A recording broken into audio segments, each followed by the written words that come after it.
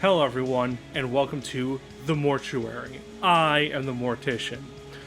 And today, I am joined by my co-host, Harold J. Spooksalot, and we're going to be going over albums for October.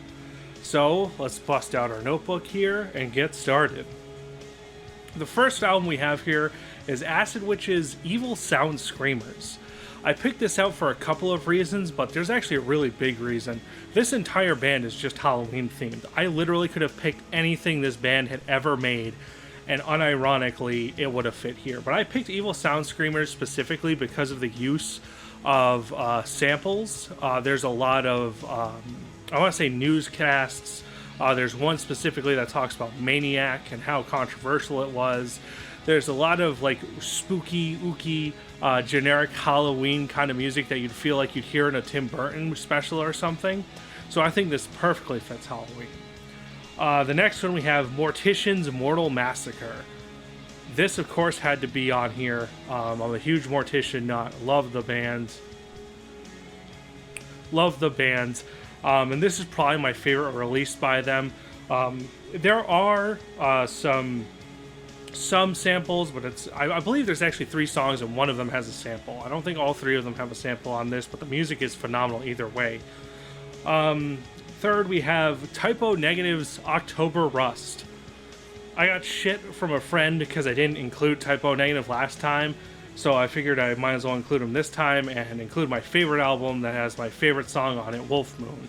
Once again, it's kind of obvious why I chose this one. October Rust, like, of course, I gotta pick that one. Next, we have Misfits Walk Among Us. There had to be a Misfits record on this, I feel. Very, very Halloween-y band that talk about old school, horror films. There's Vampira, song about Vampire on this, Night of the Living Dead, all kinds of stuff. And it's just really, really good punk rock, inspired by horror films. Next is actually something different from all the rest. It's actually some electronic ambient kind of stuff in the way of almost like John Carpenter's own music, and that's Slasher Dave's Spook House and Exorcisms. I couldn't pick one of these records specifically because I like them both so much. I actually found this because of Acid Witch. This is Acid Witch's like big boy.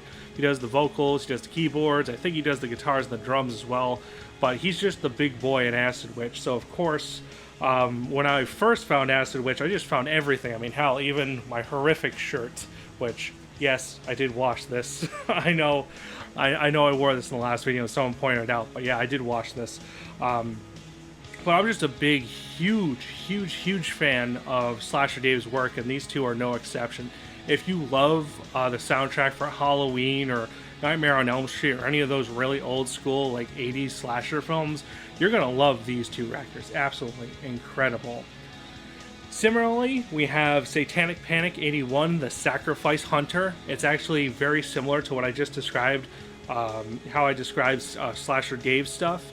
Very inspired, obviously, by like John Carpenter and all the old masters of horror soundtracks. It's really, really fun listen from beginning to end, and thematically just fits Halloween perfectly. I'm talking about this album would not be out of place if you were to play it in a Halloween movie. If you got him to play instead of John Carpenter, or this to play instead of John Carpenter's soundtrack, that's how good it is. The next one we have is actually a lot different. It's actually Ghoul Towns' Life After Sundown. I picked this one specifically because I felt like this could use a little bit of variety. And this album here is kind of like horror country, if I could put it that way. It's like a really strange combination of horror lyricism meeting country lyricism, and done in a country tone. It's really, really fun. Very, very similar to Voltaire. If you listen to Voltaire, which is actually on this list, I'm not going to tell you what album it is, but it's very similar to his music. The next one we have, I actually just talked about this in the last video. However, I felt like it really fit Halloween, so I decided to add it again. And that's Paralyzed Age's Tragedia Nosferata. It's like a dark wave / gothic rock / Well, actually, just that. Um, it's really, really fun to listen. It has that really somber, downtrodden mood that you really want in an album for October. Perfect record to accompany pretty much anything. It's great if you want to walk through the woods at night, and feel the fall weather or whatever. It's great. The next one we have is actually Voltaire, Ookie Spooky. If you're not familiar with Voltaire,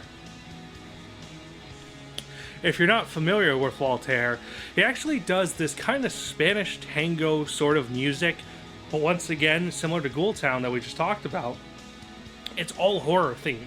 Like, my favorite Voltaire song is on here. It's actually Zombie Prostitute, and his angle is actually more comedic in a lot of ways than Ghoul Towns. And it makes for a really, really fun and enjoyable listen. Absolutely tons and tons of fun. I love this.